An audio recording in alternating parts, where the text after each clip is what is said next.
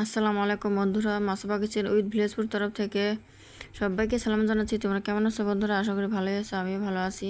দেখো, আজকে আমি ব্রয়লার মাংস কিভাবে রান্না করলাম। একদম সবাই ভাববে যে এটা দেশি মুরগি আমি রান্না করে নিয়েছি। যে কোনো মেহমান হোক, যাকেই খেতে দিবা, সে বলবো যে এটা দেশি মুরগি খাইতাছি। কিন্তু কেউ ভাববে না যে এটা ব্রয়লার মুরগির মাংস।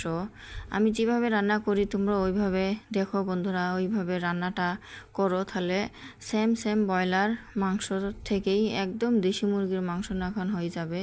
এই যে মাংসটা ধুয়ে কেটে পরিষ্কার করে নিয়েছি, একটু ছোটো ছোটো সাইজ করে নিয়েছি। ব্রয়লার মাংস ছোটো ছোটো সাইজ করে রান্না করলে রান্নাটা খুব টেস্ট হয়, আর মশলা সেগুলো সবটাই ভালোভাবে ঢুকে যায়, খাইতেও ভালো লাগে। দেখা যাক কীভাবে রান্না করি, চলো। এই যে এখানে আমি সরিষার তেল দিয়েছি বন্ধুরা, দেখতে পারছো। এখানে একটু পেঁয়াজ কুচি দিয়ে দিলাম। আর বন্ধুরা, যারা আমার চ্যানেলে নতুন আছো প্লিজ সাবস্ক্রাইব করে আমার পাশে থেকো। আর ভিডিওটা সবাই ফুল ওয়াচ করো, লাইক কমেন্ট করো বন্ধুরা। এই দেখতে পারছো আমি এখানে পেঁয়াজ কুচিগুলো একটু ভালো করে নেড়ে ছেড়ে নিলাম। এখানে আমি একটু হলুদ দিয়ে দিলাম। এই যে মাংসগুলো দিয়ে দিচ্ছি, মাংসগুলো একটু আমি ভেজে নিব বন্ধুরা। দেখতে পারছো কিছুক্ষণ আমি ভেজে নিব মাংসগুলো, কিন্তু নাহলে 5 মিনিটের মতন আমি মাংসগুলো তেলের মধ্যেই ভেজে নিব। একটু পেঁয়াজ দিয়ে দিছি, আর একটু হলুদ দিয়ে, আর একটু সামান্য একটু লবণ দিয়ে আমি ভালো করে নেড়ে চেড়ে মাংসটা 5 মিনিট ভেজে নিব। নিয়ে তাহলে মাংসটা এইভাবে 5 মিনিট রেখে ভালো করে ভেজে নিব, তাহলে মাংসটা শক্ত হবো। কিন্তু ব্রয়লার মাংস নরম থাকে, এইভাবে ভেজে রান্না করলে তাহলে মাংসটা একটু শক্ত হয়, তখন মনে হয় যে দেশি মুরগি রান্না।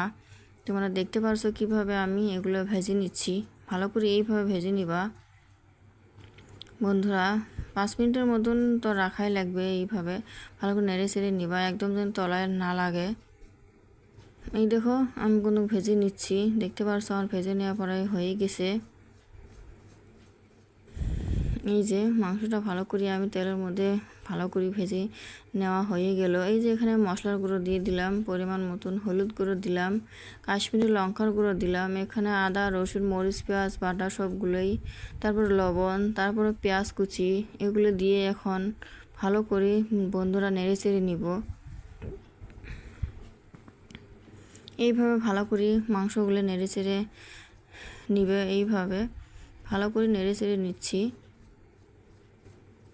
এইভাবে রান্না করে খাইলে তো অনেকটা টেস্ট হয়, একদম সহজে হয়, একদম দেশি মুরগির মাংসের মতন হয়। যারা ব্রয়লার মাংস খাইতে চায় না, এইভাবে রান্না করি তাদেরকে দিলে তারা খাইয়েও বুঝতেই পারবে না যে এটা ব্রয়লার মাংসর মুরগি, সবাই ভাববে দেশি মুরগি।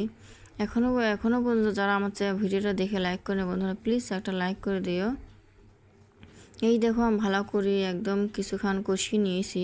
এখন এখানে আমি 2টা আলু কেটে নিয়েছি, ওগুলো আলুগুলো দিয়ে দিলাম। আলুগুলো দিয়েও কিছুক্ষণ নেড়ে চেড়ে নিব। এই আলুগুলো দিয়েও নেড়ে চেড়ে নিচ্ছি আমি।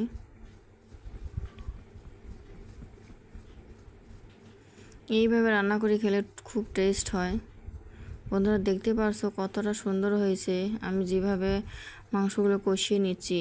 এই যে আমি আলু দিয়েও খুব সুন্দর করে কষিয়ে নিয়েছি, দেখতে পারছো খুব সুন্দর কিন্তু কষানোটা হয়ে গেছে। কালারটা দেখো জাস্ট ওয়াও। এই দেখো এখানে আমি জল ঢেলে দিলাম। এখন আমার ভালো করে কষানো হয়ে গেছে। এখানে কিন্তু আমি জল ঢেলে দিলাম, বেশি জল দেব না, মাংসগুলো অলরেডি সিদ্ধ হয়ে গেছে আমার ভালো করে। আর কিছু পরিমাণ রেখে নামিয়ে নিব, তার জন্য জাস্ট একটু জলটা ঢেলে দিলাম।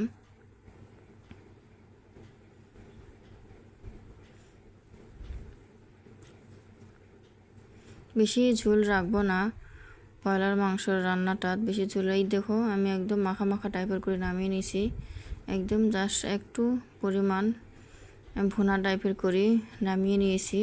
এই দেখো কত সুন্দর হয়ে গেছে রান্নাটা, একদম সবাই ভাববে দেশি মুরগি, খুব টেস্ট।